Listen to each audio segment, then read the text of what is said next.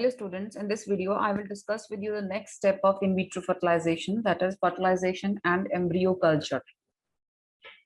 The fertilization is done within the 5 hours of egg retrieval. There are two methods of fertilization. One is the traditional method, which is called insemination, and the second method is called ICSI, that means intracytoplasmic sperm injection. The first method, which is the traditional method or the standard insemination, that is done if the sperm parameters are normal. If the sperm parameters are normal means if the male partner has produced sperm normally and no surgical retrieval of the sperm was required, then approximately 50,000 to 1 lakh motile sperms, they are transferred to the dish containing the eggs. That method is called standard insemination method. This is a traditional method of fertilization, and this method is adopted when the sperm parameters are normal. When the sperms are surgically removed, when the sperm parameters are not normal, when the male partner is unable to produce sperms by masturbation, and the male partner has to undergo surgical retrieval, in which I told you various methods, PESA, TESA, TESC, MESA, then ICSI technique is done. ICSI is intracytoplasmic sperm injection. In this technique, the embryologist, the scientist, he picks up a single spermatozoa with the help of a fine glass needle. So with the fine glass needle, micro needle, the sperm is injected directly into the egg's cytoplasm. The intracytoplasmic sperm injection, it increases the chances that the fertilization will occur. Approximately 18 hours after this process, after insemination जो मैंने traditional method बताया और after ICSI, the embryologists, they look at the eggs. Embryologists वो scientist होते हैं जो embryos की grading करते हैं, embryos को microscope के नीचे observe करते हैं, उसके features, number of cells कितने हैं, एम्ब्रियो की अपीयरेंस कैसी है, जो उसकी स्टेजेस ऑफ डेवलपमेंट है उसका एनालिसिस करते हैं under a high power microscope in order to determine whether the fertilization has occurred. If the fertilization has taken place, then there will be two pronuclei. One pronucleus will be from the egg and the other pronucleus will be from the sperm. So these fertilized eggs or the zygote, now we start calling it embryo. So you can look at the structure of this embryo. There is zona pellucida. Zona pellucida is a layer which is normally present around the egg, and this is a layer which sperm has to penetrate if the fertilization has normally taken place. This fertilization has not normally taken place. This has taken place in vitro. I am talking if the fertilization takes place normally in the women's uterus, तो वो जो egg की बाहर वाली hard layer होती है, उस hard layer को sperm को digest करना पड़ता है और उस hard layer को बोला जाता है zona pellucida. ये zona pellucida जो layer है, that is made up of many glycoproteins, and those glycoproteins have to be digested by the enzymes which come from the sperm in the normal conditions, in vivo conditions. But when you are carrying out this process in vitro fertilization, then the sperm has been injected with the needle with the help of special microneedle. This ICSI technique increases the chances that the fertilization will take place. So following in vitro fertilization, और जिसमें आपको चाहे insemination किया है चाहे ICSI किया है, तो जो कल्चर डिशेस होते हैं, जिस कल्चर डिशेस में ये सारा प्रोसेस कैरी आउट किया गया है, those culture dishes, they contain sperm, they contain eggs and they contain growth media. तो वो सारे डिशेस को after this ICSI और इंसेमिनेशन, वो कल्चर डिशेस को इंक्यूबेटर में ट्रांसफर कर दिया जाता है और इंक्यूबेटर में सारी एनवायरमेंटल कंडीशंस, जिसमें temperature is kept at 37 degree Celsius, humidity जो है दैट इज केप्ट एट 90%, और गैस कंसंट्रेशन, इन सब का कंट्रोल किया जाता है. गैस कंसंट्रेशन कितनी रखी जाती है? Carbon dioxide to the extent of 5.5%, oxygen is 5%, and nitrogen is 89.5%. So all these environmental conditions are controlled in the incubator. ये सारी conditions कैसी हैं? ये सारी conditions mimic करती हैं the conditions inside the uterus or the fallopian tubes. तो उनके बीच में वहाँ जो conditions हैं वो हम incubator में उसको mimic करते हैं. अब fertilization करने के 5 दिन, अगले 5 दिन जो embryologists हैं वो एम्ब्रियोज को मॉनिटर करते रहते हैं under the high power microscope artificial insemination किया है, चाहे आईसीएससी किया है, आईसीएसआई किया है, तो जितने एग्स का भी आईसीएसआई किया है, या जितने भी एग्स आपकी कल्चर डिशेस में ट्रेडिशनल मेथड ऑफ इंसेमिनेशन से फर्टिलाइज होंगे, वो सारे एग्स को अगले 5 दिन के लिए एम्ब्रियोलॉजिस्ट पूरी तरह ऑब्जर्व करते हैं, क्लोजली ऑब्जर्व करते हैं। Each egg is followed for its progress, और कम से कम डिस्टर्बेंस के साथ उन सब एम्ब्रियोज को ऑब्जर्व किया जाता है एंड उनकी ग्रोथ और मैच्योरेशन को स्टडी किया जाता है। जैसे जैसे ये एम्ब्रियो अगले 5 दिन डेवलप होते हैं तो कल्चर मीडिया भी चेंज किया जाता है। तो कल्चर मीडिया चेंज करना पड़ता है क्योंकि कल्चर मीडिया में भी हमें वही कंडीशन को मिमिक करना होता है जो कि मदर के यूट्रस में या फिलोपियन ट्यूब्स में जो कंपोनेंट्स नेचुरली फिलोपियन ट्यूब्स में या यूट्रस में प्रेजेंट होते हैं, वही सारे कंपोनेंट्स और केमिकल्स, हार्मोन्स या जो भी कोई ग्रोथ फैक्टर्स कुछ भी है, वो सारे के सारे हमें कल्चर मीडिया में प्रोवाइड करने पड़ते हैं। जो एग्स हैं, जो एम्ब्रियोज हैं, उनको असेस किया जाता है on the first day, second day, third day, fourth day, fifth day observation की जाती है। तो एम्ब्रियो का ये वीकली प्लानर है। तो डे 0 को वही हो रहा होता है, वो साइट रिट्रीवल किया। जिस दिन वो साइट रिट्रीवल होता है उसी दिन सुबह स्पर्म रिट्रीवल होता है और उसी दिन इंसेमिनेशन कर दी जाती है, यानी एग रिट्रीवल के 5 घंटे के अंदर अंदर इंसेमिनेशन या आईसीएसआई कर दी जाती है। उसके बाद डे 1 को फर्टिलाइजेशन चेक, जो मैंने अभी आपको कहा कि एम्ब्रियोलॉजिस्ट ये ऑब्जर्व करते हैं कि क्या उसमें 2 प्रो न्यूक्लियाई हैं, क्या फर्टिलाइजेशन हो गई है, तो वो सब कुछ किया जाता है। तो डे 1 से डे 3 तक एम्ब्रियो को क्लोजली ऑब्जर्व किया जाता है। डे 2 को क्या होता है, the embryos single cell should have multiplied, जो वो डिवाइड हो चुका होना चाहिए इनटू 2, और वो सेल्स दो सेल्स हैं वो आगे 4 में डिवाइड हो चुके होने चाहिए। तो one cell will make 2 and each of the 2 cells will make 2 each। तो 4 सेल्स वाला स्टेज होता है डे 2 को। फिर डे 3 को सेल्स जो होते हैं they keep on splitting into 2। अगर आपका एम्ब्रियो बहुत हेल्थी है तो ये नॉर्मल प्रोसेस एकदम आइडियली चलेगा और ये सेल्स का नंबर ग्रेजुअली इंक्रीज होता रहेगा। डे 3 को embryologist using a high power microscope they look at the morphology of the embryo and they also look for the number of the cells। तो जो नंबर है सेल्स का वो 6 से 10 के बीच में होना चाहिए बाय डे 3। तीसरा दिन पूरा होते होते 6 से 10 सेल होने चाहिए। 8 सेल वाला एम्ब्रियो जो होता है that is considered the best, क्योंकि डे 3 जो एम्ब्रियोज हैं जिनके पास 8 या 8 से ज्यादा सेल्स होते हैं उनके बहुत ज्यादा हाई चांसेस होते हैं कि वो एम्ब्रियो सर्वाइव करेगा। और मदर के यूट्रस में जब इसका ट्रांसफर करेंगे, हम अगला स्टेप करेंगे, तो इसके सबसे ज्यादा चांसेस होते हैं कि लाइव बर्थ्स होंगे। जरूरी एक और पॉइंट यहाँ पे समझाने की जरूरत है कि ये रूल्स सभी के लिए फॉलो नहीं हो, सारे हेल्दी एम्ब्रियोज 8 सेल हों ऐसा पक्का भी नहीं है। So not all good quality embryos they follow the rules. कुछ एम्ब्रियोज के पास 3, 5 या 6 सेल भी हो सकते हैं बाय डे 3। इसका क्या मतलब है? इसका मतलब सारे सेल्स जो होते हैं they do not divide at the same time. So embryo की अपीयरेंस के ऊपर भी फोकस किया जाता है। एम्ब्रियो जो होना चाहिए उसके पास, हर सेल के पास, जो भी उसके अंदर जितने सेल्स बने हैं, हर सेल के पास एक एक न्यूक्लियस तो होना ही चाहिए and all the cells should be of equal size. और एम्ब्रियोज को और ऑब्जर्व किया जाता है कि क्या उनकी कॉम्पैक्शन शुरू हो गई है। कॉम्पैक्शन मीन्स एक दूसरे के क्लोज बाय आना शुरू हो गए हैं, क्लोजली पैक होना शुरू हो गए हैं। वो कॉम्पैक्शन के लिए भी उनको चेक किया जाता है और यही कॉम्पैक्शन बताती है कि वो नेक्स्ट स्टेज में जाने के लायक हो गए हैं। तो ये मैंने एक और इमेजेस डाउनलोड किए थे। ये आपको पता चल रहा है, इसमें 2 प्रो न्यूक्लियस दिख रहे होंगे। सो दिस इज 2 प्रो न्यूक्लियस हैं, यानी कि फर्टिलाइज स्टेज है। फिर डे 2 को 2 सेल्स हैं, 2 के फिर 4 cells. We see the next, ये हमारा डे 3 का एम्ब्रियो है जब there are 8 cells visible. So day 3 पे एम्ब्रियो जो है ये यहाँ से इसकी ट्रांजिशन शुरू हो जाती है from a multi cell embryo towards a blastocyst. तो जो ब्लास्टोसिस्ट है वो जब ये ट्रांजिशन होती है तो एम्ब्रियो को बहुत ज्यादा ग्लूकोज, इसको बहुत ज्यादा एनर्जी चाहिए होती है। तो इसकी यूटिलाइजेशन जो होती है, एम्ब्रियो की ग्लूकोज की यूटिलाइजेशन बढ़ जाती है, तो इसका जो मीडिया है वो चेंज कर दिया जाता है। और डे 3 को ये जो एम्ब्रियोज होते हैं इनको दूसरे मीडिया में ट्रांसफर कर देते हैं, उस मीडिया को कहते हैं ब्लास्टोसिस्ट मीडिया।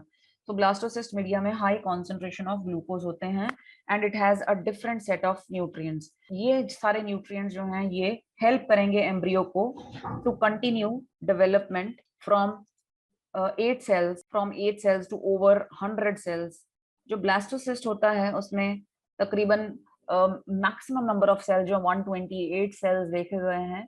तो ये जो ट्रांजिशन होती है, कौन सी transition from a multi cell embryo, 8 cell का आपके पास डे 3 को एम्ब्रियो है, 5वें दिन जाते जाते 5वां दिन आते आते उसको ब्लास्टोसिस्ट बनाना है। ब्लास्टोसिस्ट प्लस उसकी एक और स्ट्रक्चर में चेंज आएगा, मैं शो करती हूँ अभी। तो उसको मल्टी सेल से ब्लास्टोसिस्ट बनाना है। मल्टी सेल में 8 सेल्स हैं, ब्लास्टोसिस्ट के पास 100 से ज्यादा सेल्स हैं। तो ये ट्रांजिशन में इस एम्ब्रियो को बहुत ज्यादा ग्लूकोज की जरूरत पड़ती है क्योंकि एनर्जी बहुत स्पेंड होती है, एज वेल एज और भी न्यूट्रिएंट्स चाहिए होते हैं। तो मीडिया चेंज कर दिया जाता है एम्ब्रियो का, वो ब्लास्टोसिस्ट मीडिया होता है। ये ब्लास्टोसिस्ट मीडिया हेल्प करता है इस एम्ब्रियो को to continuous development from 8 cells to over 100 cells, right.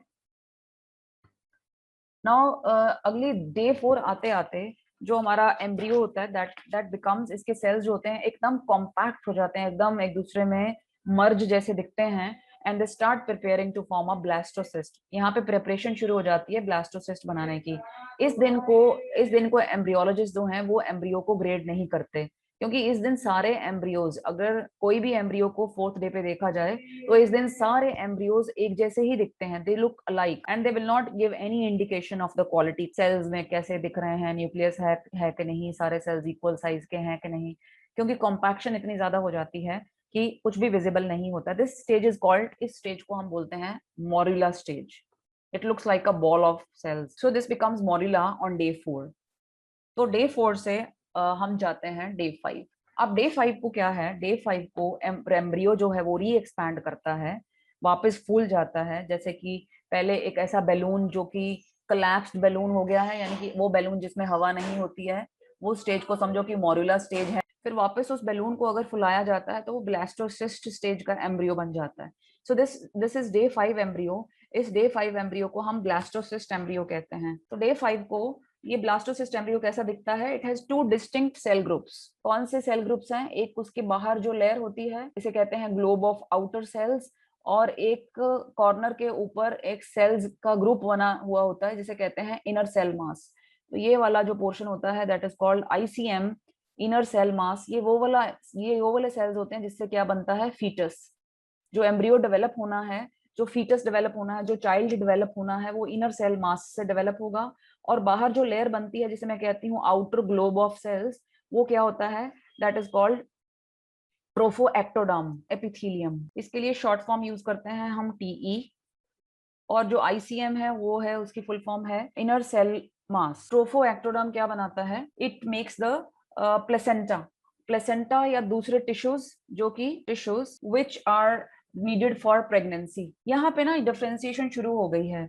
ये 2 सेल टाइप्स जो हैं अब डिफरेंशिएटेड सेल्स हो गए हैं। इससे पहले जो सारी स्टेजेस थी उसमें किसी सेल का कोई भी डेस्टिनी डिसाइडेड नहीं थी, पता नहीं था कि कौन से सेल्स क्या चीज बनाएंगे। तो अभी इस स्टेज पे आकर डे 5 पे आके डिफरेंशिएशन स्टार्ट हो गई है। तो ये सारी स्टेजेस जो अभी दिखा रही हूँ मैं यहाँ से यहाँ तक, ये ब्लास्टोसिस्ट की डेवलपमेंट है। आगे 5वें दिन जब अभी ब्लास्टोसिस्ट बनना शुरू होता है, उस टाइम जो ब्लास्टोसील होती है वो बहुत छोटी होती है और कैविटी इतनी छोटी होती है कि that is less than half the volume. इसका पूरा जो वॉल्यूम है ब्लास्टोसिस्ट के, ये एम्ब्रियो का जितना वॉल्यूम है उसके less than half the volume of the embryo होता है इसकी कैविटी। इस स्टेज को हम बोलते हैं अर्ली ब्लास्टोसिस्ट और इसे हम नंबर देते हैं नंबर 1। ये ना मैं ग्रेड्स दे रही हूँ, किसको ग्रेड्स दे रही हूँ, मैं ब्लास्टोसिस्ट की ग्रेडिंग कर रही हूँ अभी। ब्लास्टोसिस्ट की ग्रेडिंग क्या है, ग्रेडिंग का मतलब जब फर्टिलाइजेशन से ब्लास्टोसिस्ट स्टेज में आते हैं, ये एक आइडियल प्रोग्रेशन है। हर एम्ब्रियो के साथ ऐसा ही होता है, पर कुछ एम्ब्रियोज थोड़ा स्लोली डेवलप करते हैं, कुछ एम्ब्रियोज थोड़ा फास्ट डेवलप करते हैं।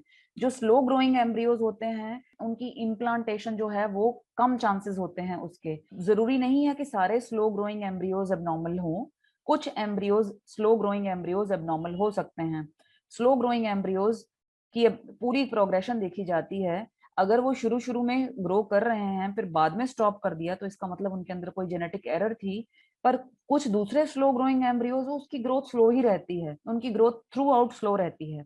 तो इसके लिए हमें एम्ब्रियोज को ग्रेड करना पड़ता है। द एम्ब्रियोलॉजिस्ट जो कि स्टडी कर रहे हैं, जिनको ये एम्ब्रियो अभी मदर के यूट्रस में इम्प्लांट करना है, वो सबसे पहले सारा जितने एम्ब्रियोज उनके पास डिशेस में होते हैं, वो माइक्रोस्कोप के नीचे उनको ऑब्जर्व कर रहे होते हैं और सिलेक्ट कर रहे होते हैं कि विच एम्ब्रियोज आर द बेस्ट। कौन से एम्ब्रियो को अगर मदर के यूट्रस में इम्प्लांट किया जाएगा तो किनके चांसेस सबसे ज्यादा हैं इम्प्लांट होने के। जो फास्ट ग्रोइंग एम्ब्रियोज होंगे, जिनकी सारी क्वालिटी अच्छी होगी, जिनके सेल्स अच्छी तरह से ग्रो कर रहे होंगे, उनके साइज प्रॉपर होंगे, they should be equal size, सभी में न्यूक्लियस विजिबल होंगे। तो वो सब चीजों को ऑब्जर्व करते रहते हैं। फिर उसके बाद उनको ना ग्रेडिंग भी करना पड़ता है कि ऑब्जर्व तो कर लिया, अब कैसे आप उनको ग्रेड करोगे। तो ग्रेडिंग के लिए साइंटिस्ट ने 3 क्राइटेरिया का इस्तेमाल किया है। 3 क्राइटेरिया में सबसे पहला क्राइटेरिया है कि वो ब्लास्टोसिस्ट की स्टेजेस को ऑब्जर्व करते हैं कि ब्लास्टोसिस्ट कैसे ग्रो हो रहा है और उनको कौन सी स्टेज का जो एम्ब्रियो है वो बेस्ट चूज करना है फॉर इम्प्लांटेशन। फिर उसी उसी तरह वो इनर सेल मास की तरफ देखते हैं। दूसरा क्राइटेरिया क्या है, वो इनर सेल मास की तरफ देखते हैं कि ये कैसा है। तीसरी चीज वो क्या देखते हैं, ये ट्रोफो एक्टोडर्म जो होता है, जो आउटर ग्लोब ऑफ सेल्स है, ट्रोफो एक्टोडर्म, इसकी भी अपीयरेंस को देखते हैं। यानी 3 चीजों का वो ऑब्जर्व करते हैं, फिर उसकी ग्रेडिंग करते हैं। ग्रेडिंग करने के लिए सबसे पहले मैंने जैसे कहा कि इस स्लाइड में हम नंबर 1 किसको दे रहे हैं, नंबर 1 हम उस ब्लास्टोसिस्ट स्टेज को दे रहे हैं जिसमें ब्लास्टोसील कैविटी जो है वो बहुत छोटी है और blastocoel cavity is less than half the volume of the embryo. दूसरी स्टेज में क्या है, ब्लास्टोसिस्ट की जो अंदर ब्लास्टोसील कैविटी है वो ज्यादा बड़ी हो गई है, greater than half the volume of the, यानी 1/3 ऑफ द एम्ब्रियो को वो फिल करती है। ठीक है, ऐसे एम्ब्रियो को हम ग्रेड 2 एम्ब्रियो मान लेते हैं। कुछ साइंटिस्ट यहाँ पे इसको ग्रेटर देन हाफ भी कह देते हैं, सेकेंड स्टेज को, ब्लास्टोसिस्ट को ग्रेटर देन हाफ। कुछ साइंटिस्ट इसको 1/3 मानते हैं कि 1/3 ऑफ द एम्ब्रियो को जब फिल करती है तो वो स्टेज 2 है या ग्रेड 2 का एम्ब्रियो है। ग्रेड 3 का एम्ब्रियो कौन सा है, जिसमें कैविटी जो है fills the embryo, cavity 70% fill कर रही है एम्ब्रियो को। एंड फिर उसके बाद हमारे पास एक्सपेंडिंग ब्लास्टोसिस्ट आ जाता है। This blastocyst is expanding blastocyst. यहाँ पे अब कैविटी जो है that is greater than the embryo and membrane जो है वो थिन हो जाती है। इसको नंबर 4 ग्रेड का एम्ब्रियो मानते हैं।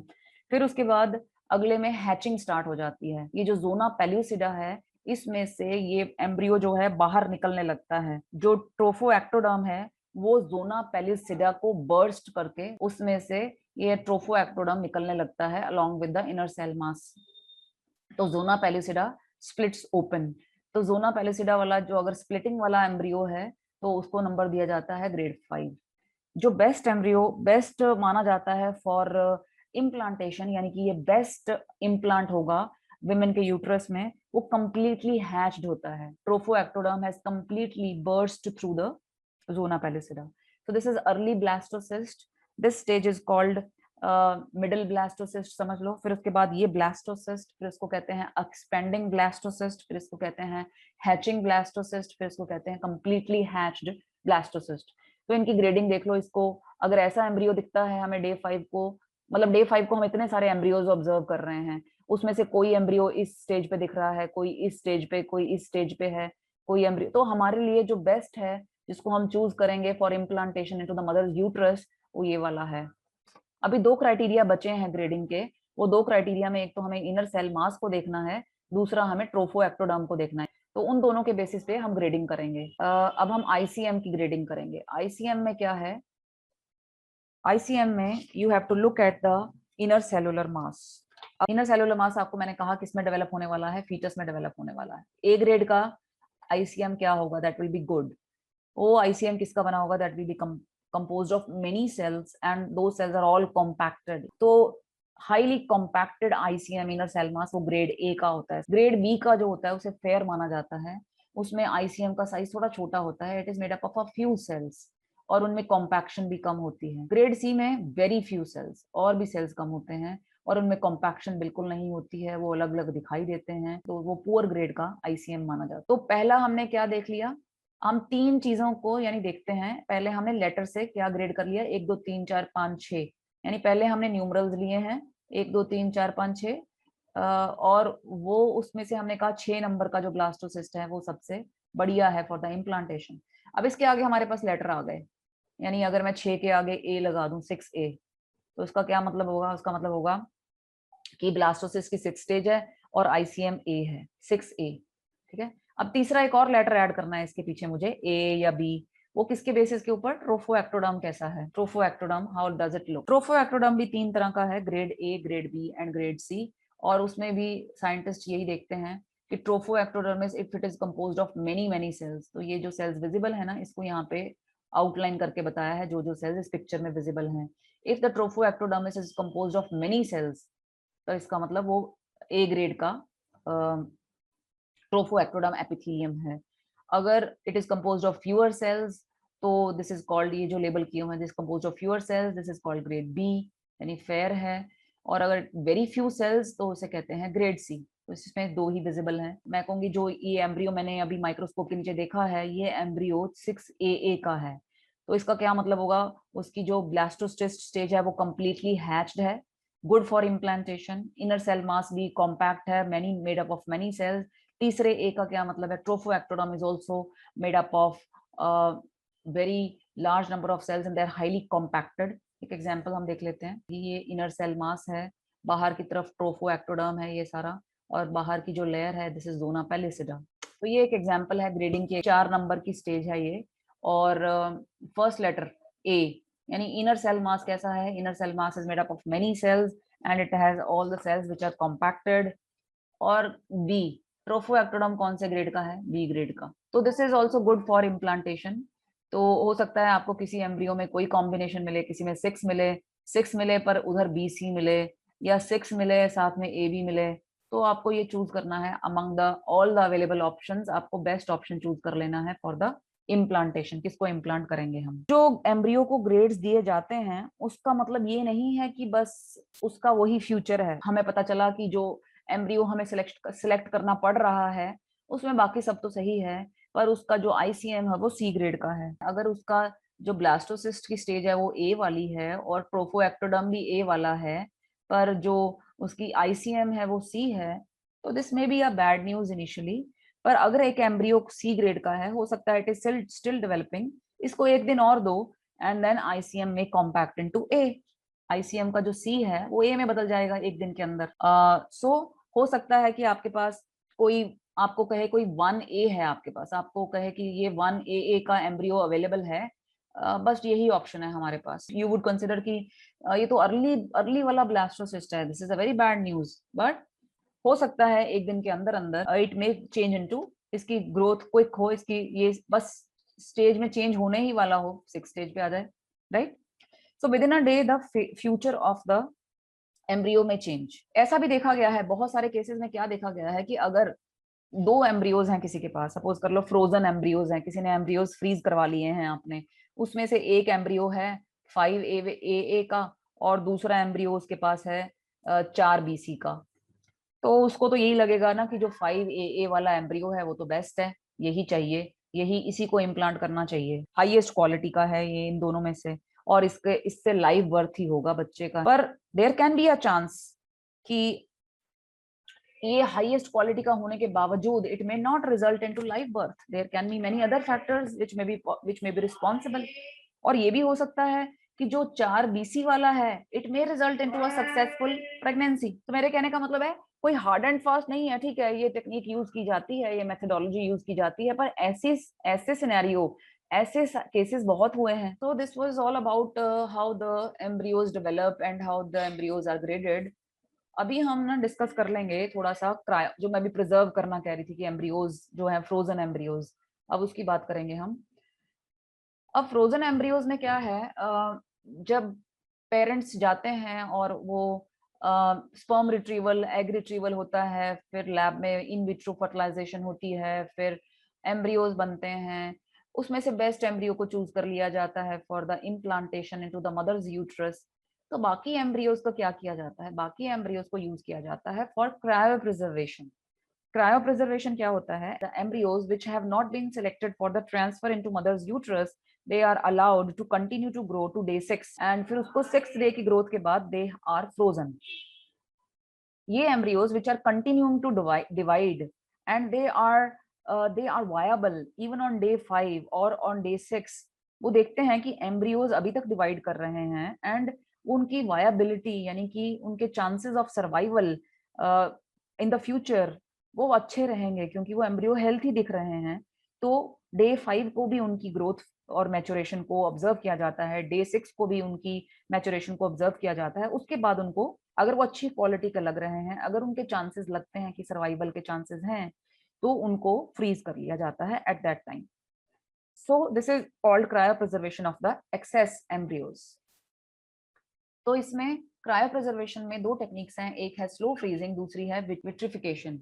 तो लिक्विड नाइट्रोजन जिसमें ये इमर्स कर दिए जाते हैं आफ्टर फ्रीजिंग, इनको स्टोर कर लिया जाता है। तो दो तरह के प्रोसीजर्स हैं जो यूज किए जाते हैं for cryo preserving the embryos.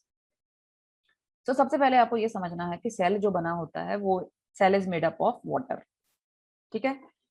जब मेन कंसर्न क्या होता है जब एम्ब्रियोज को फ्रीज करना होता है, मेन कंसर्न ये होता है कि फ्रीजिंग जब एम्ब्रियोज को फ्रीज करेंगे तो आइस बन जाएगी उसके अंदर, आइस उनके सेल्स के अंदर भी बन जाएगी एंड बिटवीन द सेल्स भी बन जाएगी। यानी विद इन वन सेल, अगर एम्ब्रियो 8 सेल का है या एम्ब्रियो 100 सेल का है या एम्ब्रियो 128 सेल का है या वो पूरी तरह से ब्लास्टोसिस्ट स्टेज में है, किसी भी स्टेज में है, अगर आप उसको फ्रीज करना चाहते हो और आप क्या सोचोगे, आप सोचोगे कि अगर मैं इसको फ्रीज करूं तो इसके अंदर आइस जम जाएगी सेल्स के अंदर और बिटवीन द सेल्स भी आइस जम जाएगी। और आइस क्रिस्टल्स क्या कर सकते हैं, ice crystals can hurt the cell wall and they can also harm the small structure inside the cell.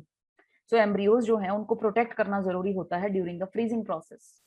तो during the freezing process embryo को प्रोटेक्ट करने के लिए एक कुछ एजेंट्स है जिनका इस्तेमाल किया जाता है, उनको कहते हैं क्रायो प्रोटेक्टेंट्स। क्रायो प्रोटेक्टेंट्स एक तरह के केमिकल्स होते हैं जिसे हम सीपीएज बोलते हैं। ये जो सीपीएज हैं तो ये स्पेशल फ्लूइड्स होते हैं, they work like antifreeze for the cells. So दो मेथड जो यहाँ पे दिखाए हैं, एक मेथड है स्लो मेथड, वो ट्रेडिशनल मेथड है, और दूसरा मेथड है विट्रिफिकेशन का। स्लो मेथड में क्या क्या किया जाता है, एम्ब्रियोज को फ्रीज किया जाता है slowly. Cryoprotectants are added to the embryos in increasing strength over 10 to 20 minutes. Then the embryos, they are slowly cooled over 2 hours in a machine that lowers the temperature minute by minute. Then they are frozen into liquid nitrogen. They are stored into liquid nitrogen. Liquid nitrogen का जो temperature है that is approximately -196.1 degree Celsius. और इसमें क्या होता है कि cells को जब स्लो फ्रीजिंग मीडियम में सस्पेंड करते हैं, यानी जैसे मैंने कहा कि over a period of 10 to 20 minutes cryoprotectants को ऐड किया जाता है, तो उस time extracellular ice crystal formation होती है। यानी सेल के बाहर जो पानी होता है वो उसके एक्स्ट्रा सेलुलर जो मटेरियल होता है उसके क्रिस्टल्स बनने शुरू हो जाते हैं, जिसकी वजह से सेल्स में से पानी बाहर की तरफ आने लगता है। Cells the flow of water takes place out of the cell. फिर उसके बाद कूलिंग के बाद इसको स्टोर कर लिया जाता है लिक्विड नाइट्रोजन में। इस सारे प्रोसेस में सेल मेम्ब्रेन को बहुत इंजरी होती है due to the ice crystal. अब अंदर भी आइस क्रिस्टल्स हैं, बाहर भी आइस क्रिस्टल्स हैं, जिससे कि inside and outside of the cell damage हो सकता है। फिर उसके बाद जब कभी फ्रोजन एम्ब्रियोज को यूज करने के लिए वापस उसको लिक्विड नाइट्रोजन में से बाहर निकालते हैं, उसकी थॉइंग करते हैं, क्रायो प्रोटेक्टिंग एजेंट्स का जब रिमूवल करते हैं, तब बहुत लो सेल सर्वाइवल रेट पता चलता है, वो एम्ब्रियोज सर्वाइव नहीं कर पाते हैं इस प्रोसीजर को। तो दूसरा मेथड जो है वो एडवांस्ड मेथड है, उसे कहते हैं विट्रिफिकेशन। ये रैपिड फ्रीजिंग टेक्निक है। ये इसमें क्रायो प्रोटेक्टिंग एजेंट्स की हायर स्ट्रेंथ को यूज किया जाता है और इसको एम्ब्रियोज के साथ शुरू में ही मिक्स कर देते हैं। क्रायो प्रोटेक्टेंट्स ऐसे नहीं over a period of 10 to 20 minutes जैसे पहले किया था, पहले ट्रेडिशनल मेथड में। इसमें cryoprotectants they are immediately mixed with the embryos. Cryoprotecting agents जो हैं they are very very strong, वो सेल को हर्ट कर सकते हैं, इसीलिए एम्ब्रियोज को इमीडिएटली किस में ट्रांसफर कर देते हैं, लिक्विड नाइट्रोजन में। इससे क्या होता है, इससे सेल के बाहर ना एक ग्लास की सरफेस बन जाती है, यानी सेल के बाहर एक protective solid state glass covering सी बन जाती है। तो ऑब्वियसली अंदर सेल के अंदर जो है आइस नहीं बन पाएगी, formation of glassy ice around cell. कोई आइस क्रिस्टल नहीं बनते हैं, छोटे छोटे आइस क्रिस्टल नहीं बनते हैं, पूरे के पूरी ग्लास हाउस के जैसा इस पूरे को शेल में, अंदर अपने शेल में बंद करने वाला ग्लासी कवरिंग बन जाती है। वो ग्लासी कवरिंग की वजह से अंदर जो सेल पड़ा है उसको कोई डैमेज नहीं होता है। और जब उसको वार्मिंग की जाती है, थॉइंग की जाती है और उसको क्रायो प्रोटेक्टिंग एजेंट्स को रिमूव किया जाता है, तो सेल्स जो हमें मिलते हैं, एम्ब्रियोज हमें मिलते हैं, वो उनकी सर्वाइवल रेट ज्यादा होती है। जब भी एम्ब्रियोज की जरूरत होगी तो embryos can be thawed, they can be soaked in special fluid, soak करके उनको क्रायो प्रोटेक्टिंग एजेंट्स को हम रिमूव कर देते हैं। एंड एम्ब्रियोज जो हैं वो they can be frozen from 1 to 6 days after they are made. जैसे मैंने कहा कि आप किसी भी स्टेज के ऊपर इनको फ्रीज कर सकते हो। 5वें-6ठे दिन तक उसको मेच्योर होने दिया जाता है। 6ठे दिन के बाद इसको स्टोर कर लिया जाता है। इनको फ्रीज करके रखा जाता है, ये तो पता नहीं कितने सालों तक, but they can be frozen for many many years. इतने लो टेम्परेचर पे जो स्टोरेज होती है वो एम्ब्रियोज की जो ग्रोथ है उसको और उसके अंदर होने वाले इंटरनल प्रोसेसेस जो हैं उनको स्टॉप कर देती है, ये इतने लो टेम्परेचर्स, जिससे कि वो प्रिजर्व हो सकते हैं for an indefinite period of time. और एक और स्टेप होता है यूट्रस में ट्रांसफर करने से पहले, जो एम्ब्रियो है उसकी जेनेटिक टेस्टिंग की जाती है, एम्ब्रियो की बायोप्सी की जाती है। एम्ब्रियो की बायोप्सी का क्या मतलब है? जेनेटिक टेस्टिंग के लिए 6 to 8 cells they are taken from the embryo from the blastocyst stage. Obviously 5वें दिन के बाद कौन सी स्टेज चल रही है? ब्लास्टोसिस्ट स्टेज चल रही है। तो उस ब्लास्टोसिस्ट स्टेज से 5 या 6 सेल रिमूव कर लिए जाते हैं और उसको लैब में टेस्टिंग के लिए भेज दिया जाता है, जेनेटिक टेस्टिंग के लिए। तो कई तरह के डायग्नोसिस हैं, उसमें से सबसे पहला जो डायग्नोसिस है वो है प्री इम्प्लांटेशन जेनेटिक डायग्नोसिस। इसको हम कहते हैं PGD भी कहते हैं और PGTM। ये PGD या PGTM क्या है? PGD means pre-implantation genetic diagnosis and PGT means pre-implantation genetic testing for the monogene disorders. N stands for monogene disorders. तो किसी सिंगल जीन डिसऑर्डर के लिए एम्ब्रियोज को स्क्रीन किया जाता है। इस टेस्ट के थ्रू जनरली उन पेशेंट्स को फायदा होता है अगर उन पेरेंट्स के पास एक ऑलरेडी एक ऐसा बच्चा हो गया है जिसको कोई ना कोई जेनेटिक डिजीज है।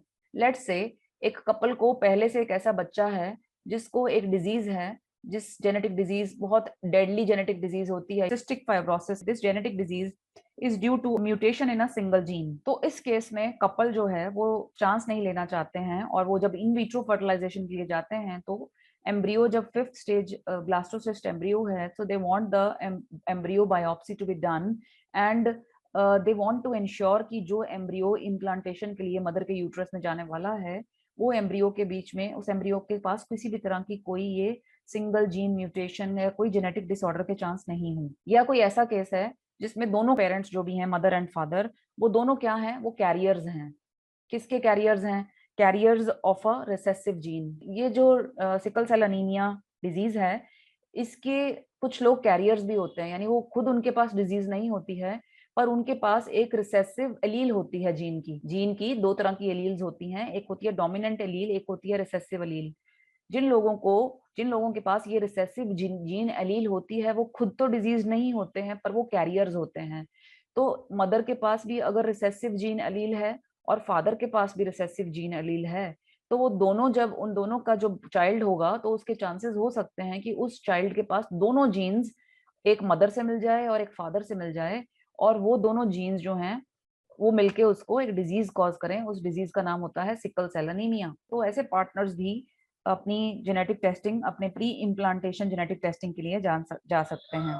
तो अगर वो कपल के काफी सारे एम्ब्रियोज की चेकिंग हो रही है तो वो पेरेंट्स ये इंश्योर करना चाहते हैं कि out of all those embryos which embryos have the chances of carrying the disease, तो उसके लिए वो स्क्रीनिंग की जाती है। ये हो गया हमारा प्री इम्प्लांटेशन जेनेटिक डायग्नोसिस जो कि सिंगल जीन डिसऑर्डर्स के लिए किया जाता है, इसको PGTM भी कहते हैं। Second one is pre implantation genetic screening, GS। दो नाम और हो गए हैं इसके, PGTA और इसको एक और नाम से भी बोलते हैं PGTSR। PGTA जो है दैट इज फॉर द एन्यूप्लॉइडीज और PGTSR क्या किसके लिए किया जाता है? Chromosomal structural rearrangements.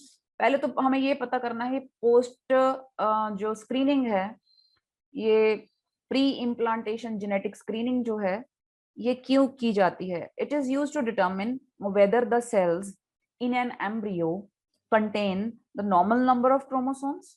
सो उसी तरह डे 5 पे जो एम्ब्रियो ग्रो कर रहा होता है उसकी बायोप्सी ली जाती है, यानी 6 से 8 सेल्स उसके ले लिए जाते हैं, they are sent to the lab for investigation. और जिन एम्ब्रियोज को, जो एम्ब्रियोज नॉर्मल निकलते हैं यानी जिनमें नॉर्मल क्रोमोसोम नंबर है, उनको बोलते हैं यूप्लॉयड, और दूसरे होते हैं aneuploid. These are the embryos with abnormal number of chromosomes। तो जो एन्यूप्लॉयड्स हैं they are not transferred into the uterus. तो ज्यादा चांस कब बढ़ जाता है एबनॉर्मल एम्ब्रियोज होने का, जबकि women, as the women gets older, तो जो कपल्स ओल्ड कपल्स हैं and they are going to have a baby, तो उस केस में ये एबनॉर्मल एम्ब्रियोज होने के चांसेस ज्यादा होते हैं। तो एक एबनॉर्मल एम्ब्रियो जो होता है वो it always fails to implant.